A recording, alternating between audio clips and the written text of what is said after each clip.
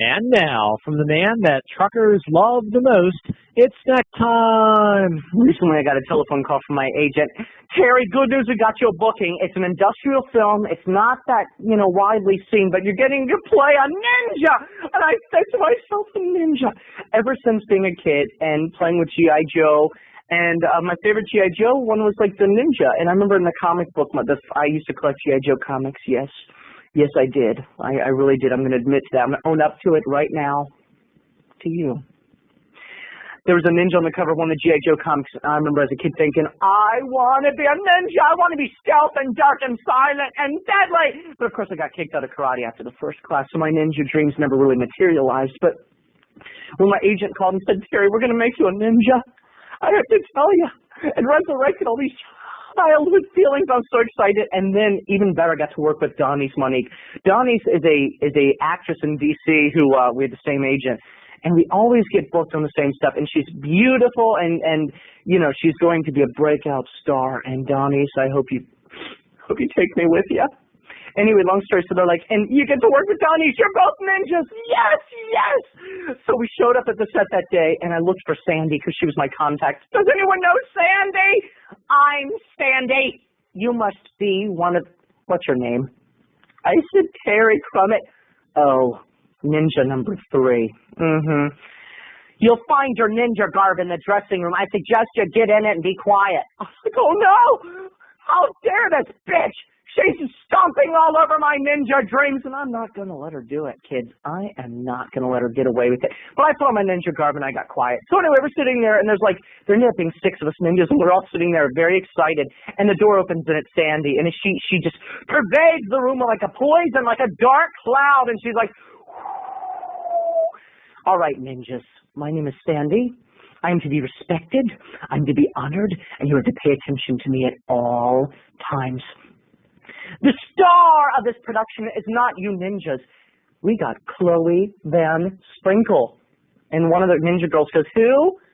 And Sandy goes, Chloe Van Sprinkle, ninja number 4. She is the biggest actress on the DC stage, I'll have you know. She just played Lady Macbeth to the hilt. She brought such a rising performance out of me. Anyway, her name is Chloe Van Sprinkle. You will respect her, and she is a star, and she'll be treated like a star. So do not talk to her unless she talks to you, and even then talk stealthily as a quiet, good ninja. We were so hurt. How dare her? We were ninjas. We were to be respected. We were stealth. Years of training went into ninja hood, and the Sandy bitch thinks she can treat us like actors. So anyway, we go to the dressing room of Chloe Van Sprinkle, and she is a delight. They're making her up to look like the Bride of Frankenstein. She's like, gather around, ninjas. I'm Chloe Van Sprinkle. I have stories to tell you. Oh, it's so wonderful to work with each and every one of you ninjas. And we loved her. And suddenly the door to her dressing room opens as she's telling us a story about doing Hamlet with Glenn Close, and in walks Sandy, and she's like, Miss Van Sprinkle, are these ninjas bothering you? I can have them taken care of, each and every one of them. And Miss Van Sprinkle's like, no, they're a dear. I love each and every ninja. Each and every ninja is close to my soul. Let them stay. And Cindy's like, fine. But if you ninjas bother Miss Sprinkle, we can have you sit in the hall. Miss Van Sprinkle, would you like me to have them gather chairs and sit in the hall? They don't need to be in your dressing room, then, Miss Van Sprinkle. No, I adore the ninjas. I love each and every one of them. And Miss Van Sprinkle, I just want you to know you moved me so in Hamlet. A perfect tear formed in my eye.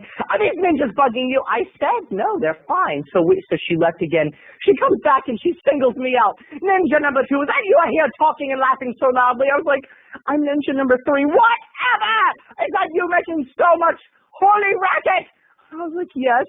Go get me a Diet Pepsi. Here is 50 cents. I couldn't believe it. I was shamed.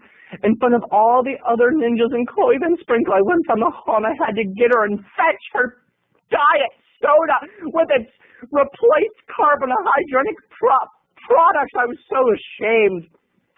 So I decided to get her gall. I got her regular soda instead. I said ninja number 4 that I wanted a Diet Pepsi. I'm ninja number 3, and I thought you wanted a regular. My bad. I couldn't hear you through the ninja garb. It's kind of thick around the ears. Miss Van Sprinkle, I believe you were telling a story.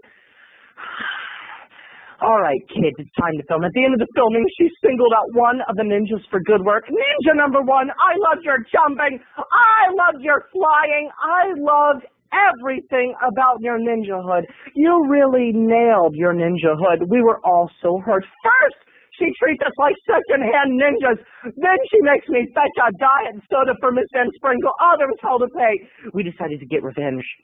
We went down the hall after we'd been signed out, and we found a craft food services table. It was for Sandy, it was for Miss Van Sprinkle, and it was for the other people in charge, the producers and the cameramen. They were not going to feed the ninjas. Well, the ninjas fed the ninjas. We pressed the door for the elevator button, and we looked left and we looked right, and we could hear them coming for their food. We grabbed the whole platter and ran with it, eating it in the parking lot. High five me, people! High five this busted-ass tired ninja who took care of his own!